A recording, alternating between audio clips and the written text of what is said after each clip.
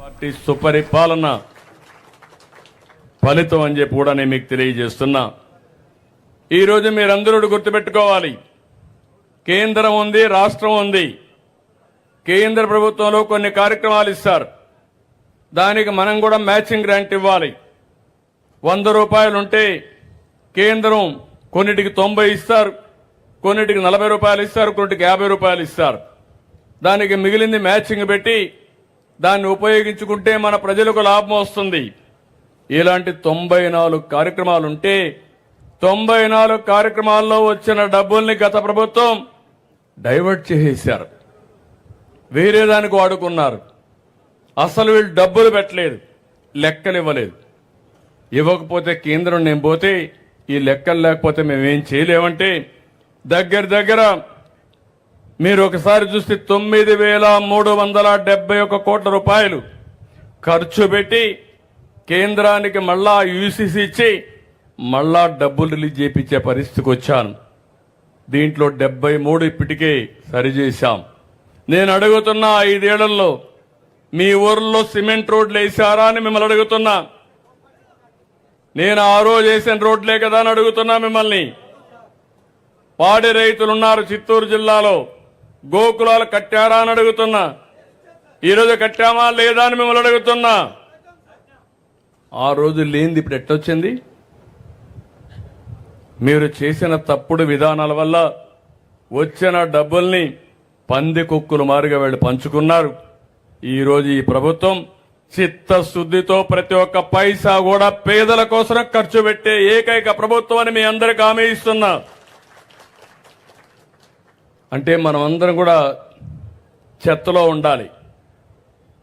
ఈరోజు మీరు చూడండి, చెత్త మీద పన్నేశారు, కానీ ఆ చెత్త మాత్రం తీయలేదు.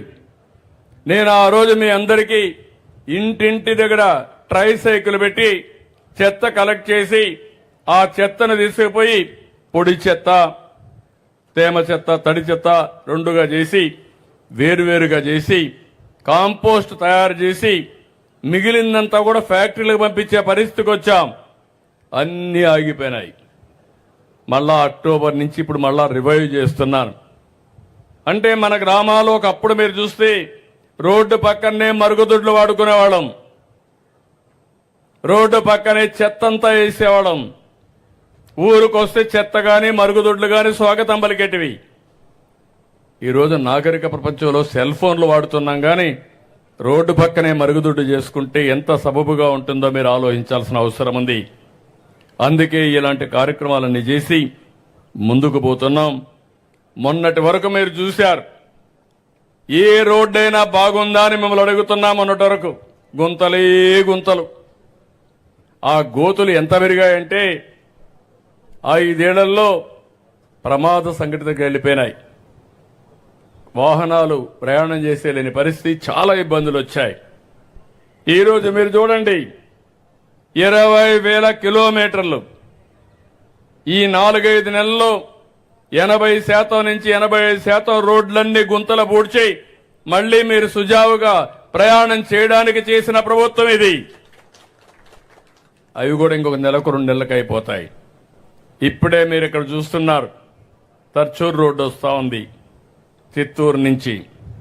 చిత్తూరు నుంచి బెంగళూరుకి చెన్నై రోడ్డు వస్తా ఉంది.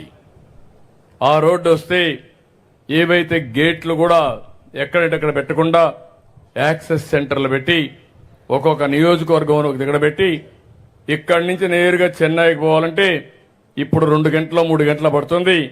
రేపు ఒక 50 నిమిషాల్లో వెళ్లిపోయే పరిస్థితి వస్తుంది. తిరుపతి కంటే ముందే వెళ్ళిపోతారు మీరు.